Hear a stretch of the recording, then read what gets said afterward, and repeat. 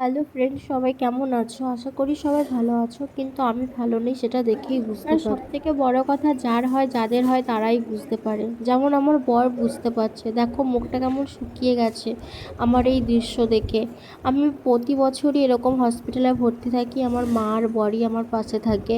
ঠিক এভাবেই তারা আমার কেয়ার করে। 5 দিন ধরে আমি অসুস্থ, আমি বমি করছি প্রতিদিন রাতে। আমার বর সারাদিন অফিস করে এসে সেই বমিগুলো ক্লিন করছে, তখন কিন্তু কেউ দেখছে না। এমনকি আমার কাছের নিজের লোকেরাও আমি কেমন আছি এখনও পর্যন্ত তারা জিজ্ঞাসা করেনি। ইভেন আমার সাথে কথা তারা বলছে না। সেখানে আমি আমার মায়ের বাড়িতে স্যালাইন টানতে গেছি, যেখানে আমাদের হসপিটাল কাছে বলে, সেখানে তারা মন্তব্য করছে আমি নাকি আমার মায়ের বাড়িতে ঘুরতে গেছি, বেড়াতে গেছি।